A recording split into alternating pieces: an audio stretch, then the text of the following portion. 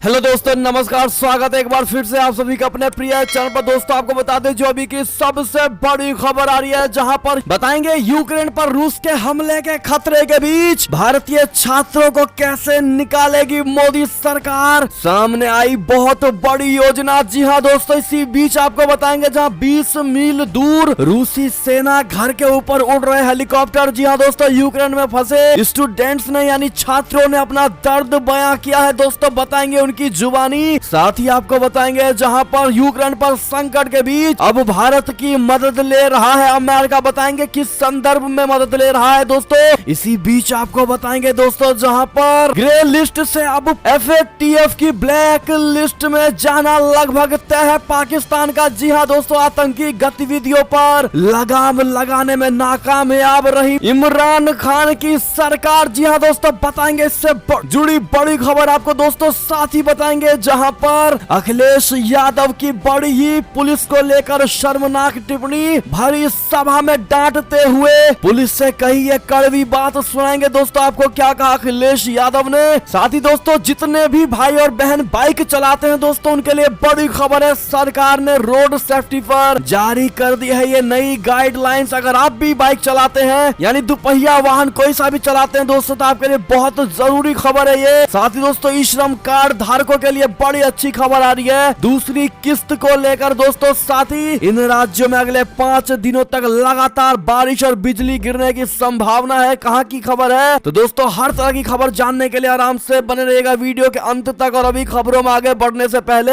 हमेशा की तरह मानते हैं कि मोदी जी तो हर चीज संभव है। भारतीय सेना है तो अपना देश गर्व से जी रहा है और आपको भी भारतीय होने पर शान है दोस्तों। और मानते हैं अपना भारत नंबर 1 देश है। तो इस वीडियो को भी कर दीजिए लाइक, चैनल को कर दीजिए सब्सक्राइब, बेल आइकन दबाइए, साथ ही कमेंट बॉक्स में लिख दीजिएगा जय हिंद। जी हाँ दोस्तों, चलते हैं पहली और सबसे बड़ी खबर की तरफ, जहां रूस यूक्रेन तनाव को लेकर बड़ी खबर। भारतीयों की मदद के लिए MEA में कंट्रोल रूम स्थापित कर दिया गया है। भारतीय दूतावास में 24 घंटे हेल्पलाइन नंबर और अतिरिक्त विमान तक भारतीयों को यूक्रेन से निकालने की बड़ी तैयारी। जी हाँ दोस्तों, रूस यूक्रेन के बीच मौजूदा तनाव को देखते हुए भारतीय विदेश मंत्रालय ने यूक्रेन में रह रहे भारतीयों को सहायता और सूचना देने के लिए कंट्रोल रूम बनाया है। यूक्रेन में मौजूद भारतीय दूतावास ने भारतीयों के लिए हेल्पलाइन भी शुरू कर दिया है जो 24 घंटे मदद के लिए तैयार रहेगी। कीव में मौजूद भारतीय दूतावास ने कहा है कि कई लोगों ने फोन पर सूचना दी है कि यूक्रेन से भारत लौटने के लिए ज्यादा फ्लाइट उपलब्ध नहीं होने की वजह से वो परेशान है। भारतीय दूतावास ने यूक्रेन में मौजूद भारतीयों को पैनिक ना होने की सलाह दी है। हालांकि कहा यह भी गया है कि वो मौजूदा उपलब्ध फ्लाइट में जल्द से जल्द टिकट लें ताकि वो अपने घर को लौट सके। जी हाँ दोस्तों, एक बयान में दूतावास की तरफ से यह भी कहा गया है कि एम्बेसी को ऐसे कई फोन आए हैं जिसमें लोगों ने यूक्रेन से भारत के लिए फ्लाइट की उपलब्धता न होने को लेकर अपनी गुहार लगाई है। इस संबंध में छात्रों को सलाह दी जाती है कि वो पैनिक ना हो लेकिन उपलब्ध फ्लाइट में वो अपनी सीट जल्दी बुक करा लें ताकि वो भारत लौट सके। दूतावास ने ये जानकारी दी है कि Ukrainian international airlines, air Arabia, fly Dubai और कतर एयरवेज फिलहाल यूक्रेन में सेवाएं देने के लिए मौजूद है। जी हाँ दोस्तों, बड़ी खबर, बड़ी जानकारी। दूतावास की तरफ से कहा गया है कि अतिरिक्त मांग को देखते हुए निकट भविष्य में यूक्रेन से भारत आने के लिए विमानों की संख्या बढ़ाने को लेकर योजना बनाई जा रही है दोस्तों। और भारतीय विदेश मंत्रालय ने यूक्रेन के लोगों की मदद के लिए कंट्रोल रूम स्थापित कर दिए हैं। दिल्ली में कंट्रोल रूम से संपर्क करने के लिए जो नंबर जारी किए गए हैं वो इस प्रकार हैं दोस्तों, आप स्क्रीन पर देख पा रहे होंगे। अगर आपका कोई रिश्तेदार या आपके खुद फैमिली मेंबर दोस्तों ऐसे फंसे हैं तो आप ये नंबर देख सकते हैं दोस्तों। बताते हैं बड़ी ही बुरी स्थिति है दोस्तों यूक्रेन और रूस को लेकर। अभी भी कुछ सैनिकों के वापस होने के बाद भी दोस्तों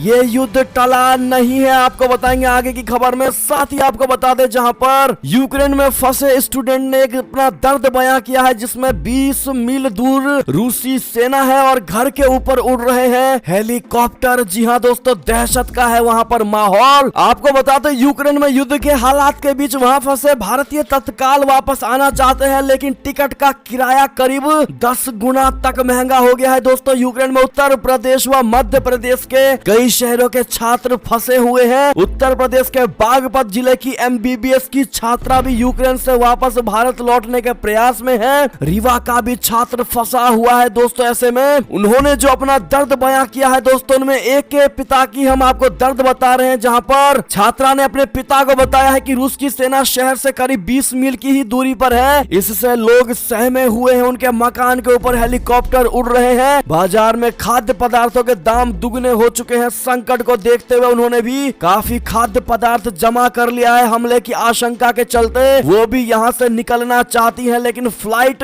नहीं मिल रही है। जी हाँ दोस्तों, आप सोच पा रहे होंगे कितनी बुरी स्थिति है दोस्तों। ऐसे में पूरे यूक्रेन में दहशत का माहौल है और जल्द से जल्द प्रवासी अपने घर को लौटना चाहते हैं। अगली खबर की बात करें, लेकिन इस पर आपकी क्या राय प्रतिक्रिया होगी दोस्तों, सुझाव राय जरूर दीजिएगा। अगली खबर की बात करें, जहां यूक्रेन संकट पर भारत की मदद ले रहा है, अमेरिका अन्य देशों के साथ भी संपर्क में जुटा हुआ है। जी हाँ, व्हाइट हाउस ने सोमवार को कहा है कि अमेरिका यूक्रेन संकट पर भारत सहित अपने सहयोगियों के साथ मिलकर काम कर रहा है। व्हाइट हाउस के उप प्रेस सचिव के जिन पियरे ने कहा है कि अमेरिकी विदेश मंत्री एंटनी ब्लिंकन ने रूस यूक्रेन के बीच बढ़ते तनाव पर चर्चा की है। उन्होंने इस खतरे पर चर्चा की कि रूस की आक्रामकता न केवल यूक्रेन के लिए बल्कि पूरे अंतर्राष्ट्रीय समुदाय के लिए खतरा है। उन्होंने कहा इस मुद्दे को लेकर क्वाड में शामिल देशों के साथ बातचीत हुई है और बैठक में ब्लिंकन ने रूस के नियमों के आधार पर चुनौतियों पर भी चर्चा की है। दोस्तों, इसी बीच आपको बता दें, जहां बेलारूस के तानाशाह और व्लादिमीर पुतिन की मॉस्को में 18 फरवरी को मीटिंग होगी दोस्तों। यूक्रेन से जंग पर होगी बड़ी चर्चा। बता दें, यूरोप के आखिरी तानाशाह माने जाने वाले बेलारूस के राष्ट्रपति अलेक्जेंडर लुकाशेंको रूस की राजधानी मॉस्को में राष्ट्रपति व्लादिमीर पुतिन से मुलाकात करेंगे। दोनों नेताओं के बीच ये मुलाकात 18 फरवरी को होने वाली है। यहाँ गौर करने वाली बात दोस्तों ये है कि पुतिन और लुकाशेंको के बीच ये मुलाकात तब हो रही है जब रूस ने अपने सैनिकों को बेलारूस में तैनात किया हुआ है। इस तरह उसने उत्तर की ओर से यूक्रेन को घेरा हुआ है। अगली खबर की बात करें दोस्तों, जहां पर आतंकी गतिविधियों पर लगाम लगाने में नाकामयाब रहा पाकिस्तान, FATF की ब्लैक लिस्ट में जाना लगभग तय है। आपको बता दें, पाकिस्तान ने आतंकवाद का समर्थन करने के अपने रुख में अब तक कोई बदलाव नहीं किया है। अब उसे अपने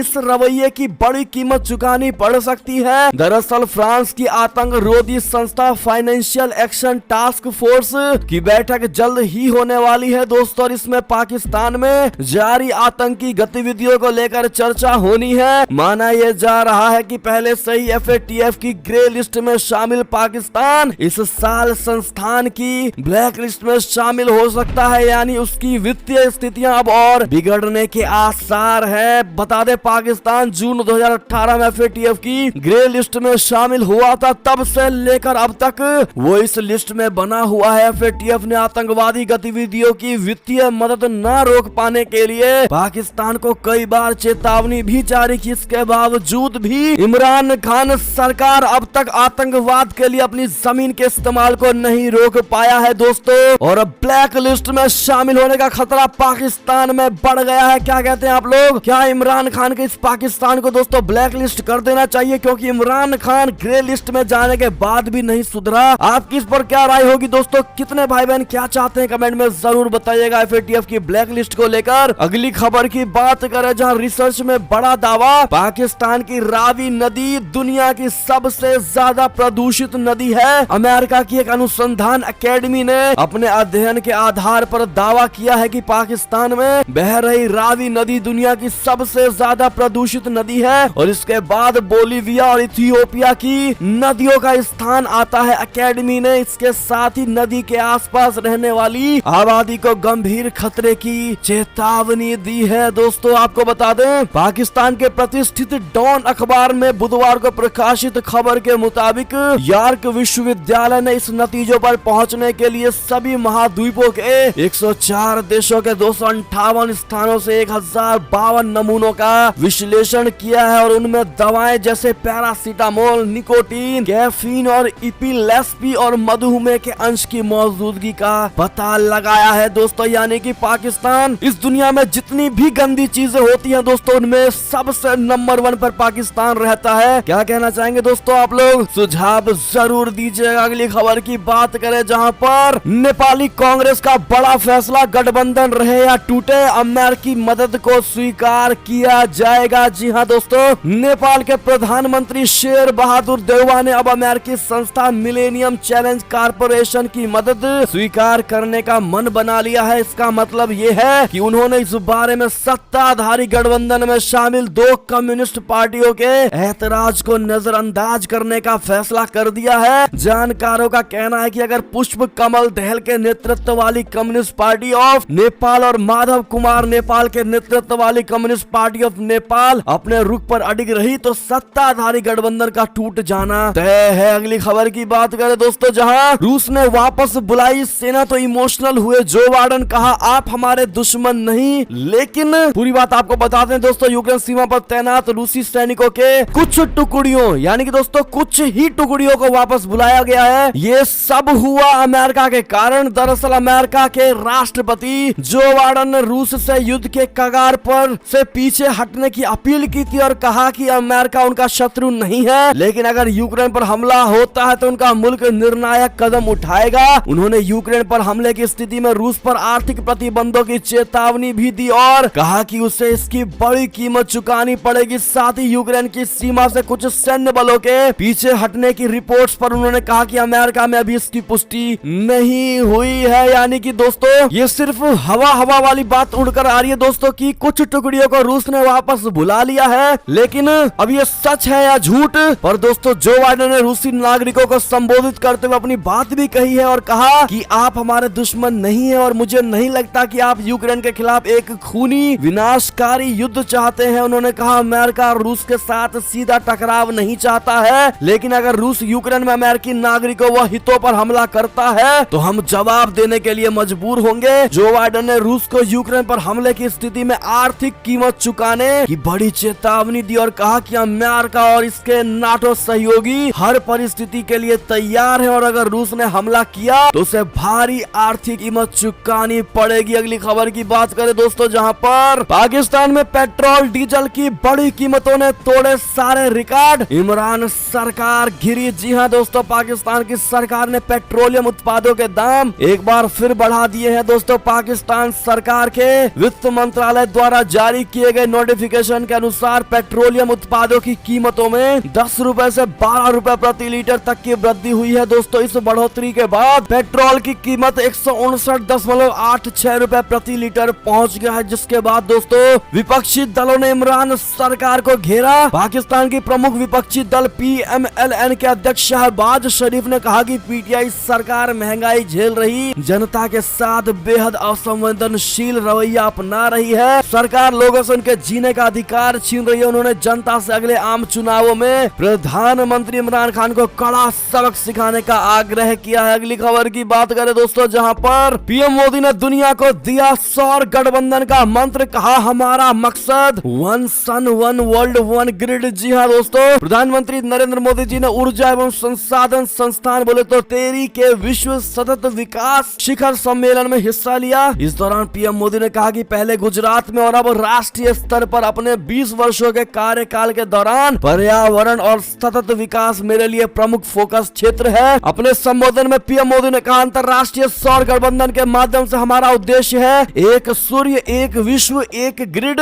हमें हर समय एक जगह विश्वव्यापी ग्रिड से स्वच्छ ऊर्जा की उपलब्धता सुनिश्चित करने की दिशा में काम करना चाहिए। ऐसे में दोस्तों मोदी जी के इस पहल की आप समर्थन करते हैं दोस्तों, सराहना करते हैं? हाँ या ना में जवाब दीजिएगा। अगर हाँ तो वीडियो जरूर लाइक करिएगा दोस्तों और शेयर कर दीजिएगा फेसबुक ट्विटर जहां आपकी इच्छा करे। अगली खबर की बात करें, जहां अफगानिस्तान से परेशान हुआ पाकिस्तान यूनाइटेड नेशन से मांगी मदद। दरअसल जिस तालिबान को पाकिस्तान ने पाला अब उसी से खतरा महसूस हो रहा है। पाकिस्तान अफगानिस्तान से हो रहे हमलों को लेकर चिंतित है। पाकिस्तान ने संयुक्त राष्ट्र सुरक्षा परिषद से उन मास्टर माइंड्स को जवाबदेह ठहराने का आग्रह किया है जो अपने क्षेत्र में सीमा पार आतंकवादी हमलों का समर्थन करना जारी रखते हैं। जी हाँ दोस्तों, अगली खबर की बात करें, जहां पर चीनी टेलीकॉम कंपनी हुआवे पर आयकर विभाग का बड़ा छापा, टैक्स चोरी का है आरोप। जी हाँ दोस्तों, इनकम टैक्स डिपार्टमेंट ने टैक्स चोरी की जांच के तहत चीनी टेलीकॉम कंपनी हुआवे के भारत स्थित परिसरों पर छापा मारा है। आधिकारिक सूत्रों ने ये बड़ी जानकारी दी है। दोस्तों अगली खबर की बात करें, जहां बिना गोली चलाए यूक्रेन को घुटने टेकने पर मजबूर कर रहा रूस छेड़ रहा है हाइब्रिड वारफेयर। जी हाँ दोस्तों, साइबर अटैक, आर्थिक उथल पुथल और बम हमलों के फर्जी धमकियों के जरिए रूस की ओर से यूक्रेन को अस्थिर करने की कोशिशें की जा रही हैं। रूस की सेनाओं और उनके सहयोगियों ने पहले ही यूक्रेन पर पकड़ मजबूत कर रखी है और यूक्रेन के लोगों का कहना है कि रूस ने हाइब्रिड वारफेयर छेड़ रखा है दोस्तों, ताकि बिना लड़े ही कमजोर किया जा सके। यही नहीं, अमेरिका और ब्रिटेन का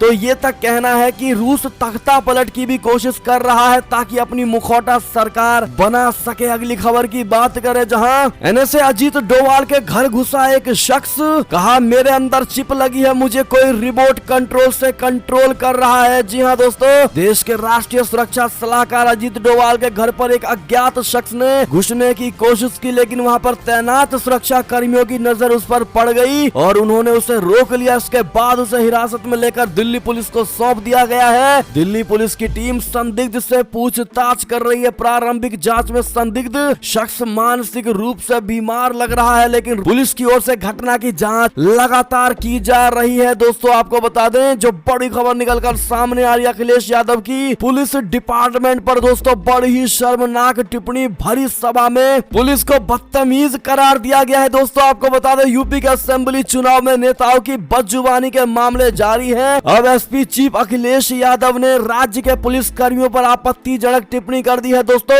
अखिलेश यादव बुधवार को कन्नौज के तिरवा में चुनावी जनसभा कर रहे थे। उसी दौरान वे पुलिस कर्मियों पर भड़क गए। पुलिस वालों को डांटते हुए अखिलेश यादव ने कहा, ए पुलिस वालों, ए पुलिस क्यों कर रहे हो तमाशा, तुमसे ज्यादा बदतमीज कुछ नहीं हो सकता। यानी कि दोस्तों पुलिस को बदतमीज दोस्तों समाजवादी पार्टी के मुखिया द्वारा कहा गया है, अखिलेश यादव के द्वारा। अगर दोस्तों ऐसे लोग सत्ता में वापस आते हैं तो आम जनता का क्या होगा दोस्तों। जब पुलिस वालों से ये बिल्कुल नहीं डरते तो आम जनता का क्या होगा। दोस्तों आपको बता दें, पूरी बात अखिलेश यादव इतने पर ही नहीं रुके दोस्तों, उन्होंने आगे कहा कि बीजेपी वालों ने रेड कार्ड इश्यू करवाए थे, याद है कि नहीं याद है, और एक जात के अधिकारी थे, एक जात के जिन्होंने अन्याय किया था कि नहीं किया था। जी हाँ दोस्तों, बताते चले कि अखिलेश यादव की जनसभा में मंच के पास काफी भीड़ थी। कई लोग धक्का मुक्की करते हुए मंच की ओर बढ़ने की कोशिश कर रहे थे। उस दौरान पुलिस मंच के पास वाले घेरे में घुसते हुए लोगों को दोस्तों हटाने की कोशिश कर रहे थे। पुलिस वाले अपनी ड्यूटी निभा रहे थे दोस्तों, तभी अखिलेश यादव ने उन्हें हड़काने लगे और सभी पुलिस कर्मियों को बदतमीज करार दे दिया है। दोस्तों इस पर आपकी क्या राय होगी। पुलिस डिपार्टमेंट को बदतमीज कहा गया है दोस्तों, वो भी अखिलेश यादव के द्वारा। ऐसे में आपकी बयान तो बनती है दोस्तों, क्योंकि जो पुलिस को ऐसी बात कह सकते हैं वो आम आदमी का क्या करेंगे अगर सरकार में वापस आते हैं तो।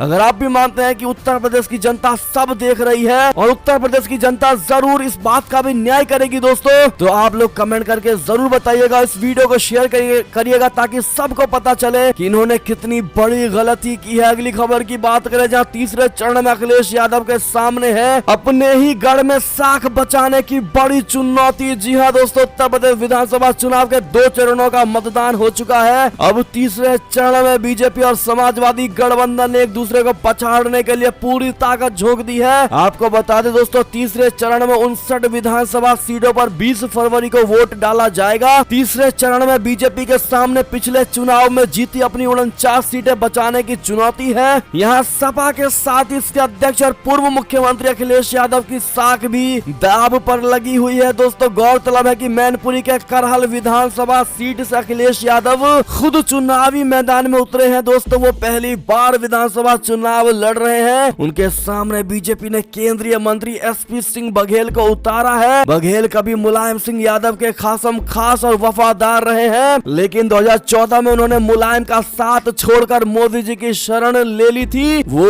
यहाँ अखिलेश को कड़ी चुनौती पेश कर रहे हैं। दोस्तों ऐसे में करहल का मुकाबला बड़ा ही रोचक हो गया है। यहाँ से अखिलेश जीतेगा या बीजेपी जीतेगी। दोस्तों अगर बीजेपी जीत गई तो अखिलेश यादव खुद अपनी सीट नहीं बचा पाएंगे दोस्तों, और ममता बनर्जी वाला हाल अखिलेश यादव के सामने होता नजर आएगा। क्या कहते हैं आप लोग, राय सुझाव जरूर दीजिएगा। अगर आप भी मानते हैं ममता बनर्जी भी इसीलिए अखिलेश यादव के साथ आई थी ताकि ममता जैसा ही हाल उनके खुद के सीट के लिए होगा दोस्तों, तो आप भी राय सुझाव जरूर दीजिएगा। क्या लगता है आपको, करहल विधानसभा सीट से कौन जीतेगा दोस्तों, क्या लगता है कमेंट में जरूर बताइएगा। अगली खबर की बात करें, जहां साध्वी प्रज्ञा का एक विवादित बयान आया है दोस्तों, जहां उन्होंने कहा जिन घरों में बुआ मौसी सौतेली माँ की बेटी से शादी होती है वहां पहनो हिजाब। जी हाँ दोस्तों, हिजाब को लेकर पूरे देश भर में मामला गरमाया हुआ है दोस्तों। बयानबाजी में भोपाल की भाजपा सांसद साध्वी प्रज्ञा भी अब कूदती नजर आ रही है। उन्होंने बुधवार को कहा कि सनातन धर्म में महिलाओं की पूजा होती है, लेकिन जिनके घरों में बहन का नाता नहीं है, जिनके घरों में बुआ मौसी की लड़की, पिता की पहली पत्नी की लड़की सबसे शादी कर लिया जाता है, उन्हें घर में हिजाब पहनाना चाहिए। ऐसे में इनके बयान को दोस्तों आप किस नजरिए से देखते हैं और आपकी इनके बयान पर क्या प्रतिक्रिया होगी दोस्तों कमेंट करके जरूर बताइएगा। चलते अगली खबर की तरफ, जहां पर पठानकोट में बोले पीएम नरेंद्र मोदी जी, कहा हमेशा पंजाब और देश की शान के खिलाफ रहे हैं ये कांग्रेस, सेना के शौर्य पर भी उठाते हैं ये कांग्रेसी सवाल। जी हाँ दोस्तों,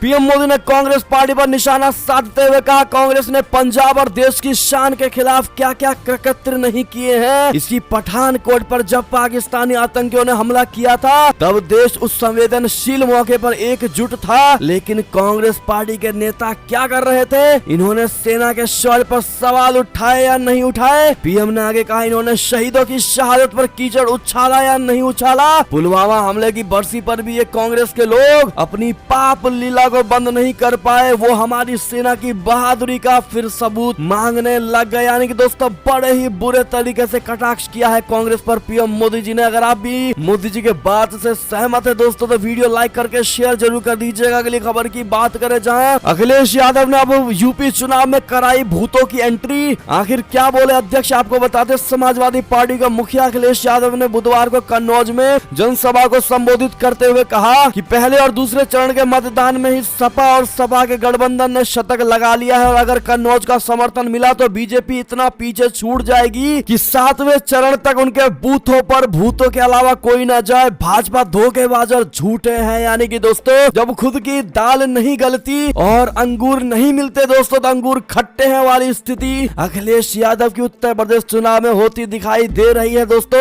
ऐसे में कितने भाई और बहनों को लगता है कि भगवा ही लहर आएगा उत्तर प्रदेश में और मोदी लहर ही आएगी? कितनों को लगता है कमेंट में जरूर बताइएगा। दोस्तों अगली खबर की बात करें, जहां पर छात्राओं ने नहीं उतारा हिजाब तो कॉलेज ने कर दी छुट्टी, कहा हाई कोर्ट का आदेश ही चलेगा। जी हाँ दोस्तों, कर्नाटक में हिजाब को लेकर विवाद जारी है। हाई कोर्ट की ओर से ड्रेस कोड के पालन करने के अंतरिम आदेश के बाद भी कई जगहों पर छात्राएं हिजाब और बुर्का पहनकर पहुंची, जिस पर कॉलेज प्रशासन ने ऐतराज जताया है। दोस्तों हुबली के SJMV वुमेन कॉलेज में हिजाब को लेकर विवाद बढ़ा तो मैनेजमेंट ने संस्थान ही बंद करने का फैसला ले लिया। छात्राओं ने कहा कि हम आज क्लासेस में आए थे लेकिन कॉलेज प्रशासन ने हमसे एंट्री के लिए बुर्का और हिजाब हटाने को कहा और कॉलेज ने कहा है कि हाई कोर्ट का आदेश को माना जाएगा, ड्रेस कोड फॉलो करना होगा। अगली खबर की बात करें दोस्तों, जहां पर यूपी पंजाब से बड़ी खबर, भाजपा के 2 दर्जन नेताओं को केंद्र सरकार से मिली VIP सिक्योरिटीज, इन 2 सुरक्षा बलों को मिली जिम्मेदारी। जी हाँ दोस्तों, केंद्र सरकार ने उत्तर प्रदेश और पंजाब में विधानसभा चुनाव के दौरान कुछ ही नेताओं को VIP सुरक्षा देने का फैसला किया है। केंद्र से सिक्योरिटी पाने वाले नेताओं में भाजपा के अलावा समाजवादी पार्टी और अकाली दल के नेता भी शामिल हैं। बताया गया है कि इसके लिए CRPF के साथ CISF को भी निर्देश दिया गया है। अगली खबर की बात करें दोस्तों, जहां पर 2 मार्च को होगी 108 नगर पालिकाओं के चुनाव की मतगणना, राज्य चुनाव आयोग ने किया इसका बड़ा ऐलान। जी हाँ दोस्तों, पश्चिम बंगाल की 108 नगर पालिकाओं बंगाल निकाय चुनाव का चुनाव 27 फरवरी को होगा, जबकि मतगणना 2 मार्च को होगी। राज्य चुनाव आयोग की तरफ से बुधवार को